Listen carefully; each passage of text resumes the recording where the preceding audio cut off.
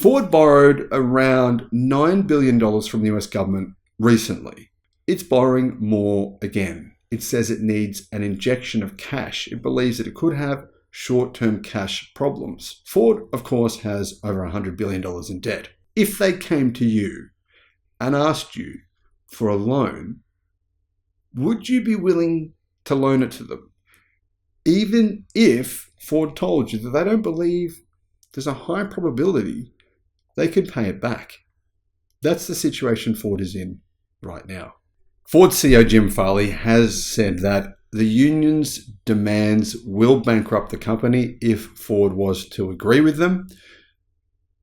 Now the media are saying, wow, Ford, General Motors and Stellantis are in big trouble. Obviously, that is true. Who does this benefit? Companies like Rivian, Tesla, even BYD. Hello, my friends. Welcome to the channel. Sadly, this could be the beginning of the end for some of the biggest automakers in the world. What am I talking about?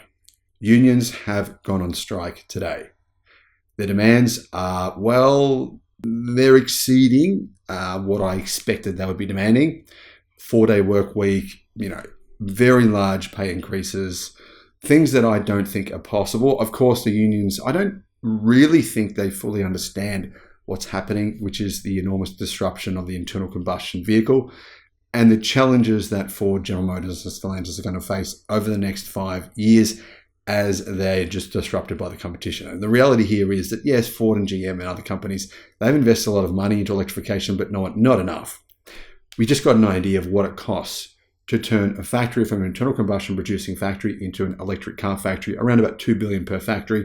Then you need the batteries, you need all the parts, you need those supplied at cost competitive prices. You need the workers to be able to build them, the robots to be able to build them. You need a lot of things to fall into place. Very big challenges. So Ford right now, they're losing a lot of money on EVs, about $1.5 billion per quarter. Of course, General Motors don't reveal those numbers. I'm going to assume they're similar for General Motors. What would be the case then if these companies were to begin selling a large number of EVs? Well, here's the thing. We just saw research saying that more than 65% of EVs, of vehicle sales worldwide in 2030, so what, 6.5 years from now, about 6 years from now, will be electric. More than 60% of global sales of vehicles will be electric in 2030. Not far away from now. GM and Ford, what are their sales right now? About 3% electric. They need to increase production by a factor then of 20. Is it possible to do that when they are paying, obviously, these new wages, paying these new agreements? They think it's not possible. So what do? I mean, basically, the unions do have a lot of power here. Of course, the Biden administration is backing the unions. They need the unions to be re-elected. So this is becoming a political issue as well. Jim Farley just said that these demands would bankrupt the company. Farley says that despite sincere efforts to strike a historic deal on pay rises, Ford haven't been able to receive any kind of offers back from the unions. Basically, the unions don't even want to discuss it unless Ford agrees to their demands. The United Auto Workers Union and big automotive brands like Ford are throwing big punches in the media, and it's all looking pretty bad. They continued yesterday, less than 24 hours away from what could be a historic strike, with Ford's CEO Jim Farley saying that accepting the current proposal from the unions would bankrupt the company. That's a bold statement, considering that Ford is the only legacy American brand to never file for bankruptcy. That's only one. It wasn't long ago, remember, that Chrysler, which is Stellantis basically, and General Motors declared bankruptcy in 2008. It's been a long, hard road back for them. Speaking to CNBC, Farley laid out his position regarding the ongoing talks between the unions and the automakers. Everyone imagines we're in some room squirreled away doing this final negotiation, and that's what we'd love. But nothing is going on, he says. We received no counter-offer from Sean Fain and from the unions. Farley claims to not understand what is going on the union side. In 80 years, we've been able to work through these differences because we're always on the side of labour at Ford. We have the highest UAW headcount. We have more people than anyone. We build more vehicles, and we've never seen anything like this. Now, I just want to point out, when we look at the most American-made cars in the US, they're Teslas. They're not Fords. They're not General Motors vehicles. This is a reality. The truth is that a very large percentage of the parts going into Ford and General Motors and, of course, Stellantis vehicles are not made in the United States. I think that probably could change as a potential result of these agreements, of the reality as well of the incentives coming from the US government. But for Ford and GM to claim that their cars are very, very American-made, using American labor to put together parts made by Chinese companies or Korean companies, that's true. Hyundai Grobus is the biggest supplier to GM, and Hyundai Grobus is what? South Korean. It's just worth mentioning this. GM and Ford are just not as American as what people really think they are. However, getting back to this issue here, Jim Farley says the issue is this: you want us to choose bankruptcy over supporting our workers. Farley then said the average pay under the union's proposal would be around $300,000 US, and compared that to the much lower figure that teachers, military members, or firefighters make. Perhaps that's a bigger indictment of how little those other professions make, or how much more they need a union themselves. Now, to give you an idea on what this is if you're from Europe, that figure would be, say, around about 270,000 euros.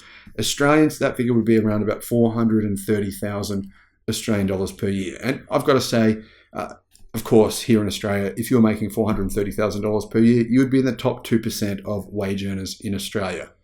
That gives you an idea of what the unions are asking for in terms of salary, but they're also asking for a 4-day work week in addition to that. I have to say, I don't believe these negotiations are being done in good faith, because those demands are just... Clearly, the union must realise there is no automaker in the world, other than maybe Ferrari, even though I don't think Ferrari pays their workers this much, that would be able to exist for more than about a month paying those kinds of salaries. In any case, Farley's comments came mere hours away from what was a shutdown from Ford and GM and Stellantis at certain plants. The unions have basically taken off one plant from each company in the US. They said that will increase if they basically, Ford, GM and Stellantis don't agree to their demand. So right now they've taken away one plant, they've striked at one, and they'll start to increase the strike numbers as time goes on. I'll tell you this, I'm at peace with a decision to strike if we have to, because I know that we're on the right side of this battle, Fain told CNBC. It's a battle of the working class against the rich, the haves versus the have-nots, the billionaire class against everyone else.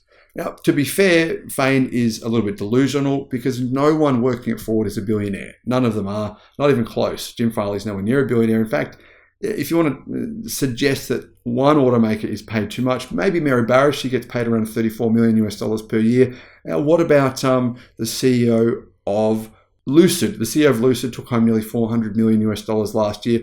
But on the other hand, Jim Farley took home around $16.5 million US. But even if you spread that across workers, and let's say he only made $500,000, or let's say he made what everyone else makes, $300,000 US, or what they want to make anyway, it wouldn't go very far. It'd only cover maybe a few hundred workers. I mean, what would they do for the rest of them? So in terms of what Fain's saying, I mean, it doesn't mathematically add up that even if Ford took all the funds away from the executives and all of them from the CEO and gave them all to the workers, it would only cover maybe 2 to 3% of the workforce for what they're after. So in terms of the haves and the have-nots, right now Ford is teetering on the brink. I mean, they have obviously had up and down quarters, but the only reason they've even made any money over the last 12 months is their investment in Rivian. If you actually took away the profits they made from their sale of their stock in Rivian, Ford would have made almost nothing over the past year. So the union's comments re Ford are categorically false. It's just lucky that Ford made that decision to invest in Rivian, and then they were able to sell their stock at a significant price advantage to the company. However, the union is working to reintroduce cost of living adjustments, enhance profit sharing, and get closer to the kind of increases percentage-wise that executives at these companies enjoy on a regular basis, says the unions themselves. Now, I do agree with Ford that they should increase union workers' salaries. That's a good thing. I mean, if you can do that and continue to exist, go ahead and do it. But clearly the union isn't bargaining in good faith. And clearly Jim is right. If Ford were to pay these kinds of salaries, $300,000 per year, they'd last a couple of months and they'd be bankrupt. And so would GM and so would every car company in the world. No one could handle this. Even Tesla's $23 billion in cash wouldn't last very long if they were paying these kinds of salaries to all of their workforce. What will happen as a result, I don't know. But I think it's very clear that these three companies are in dire straits. The unions have a lot of power. Of course, Joe Biden and the Biden administration want to be re-elected. Now, I'm not criticizing the Biden administration here. I'm just pointing out the obvious. This is a very, very political game, and I don't think it's going to end well. Well, it may end well, but only for really one US company, and that would be Tesla. Let me know your thoughts in the comments. Thank you for watching.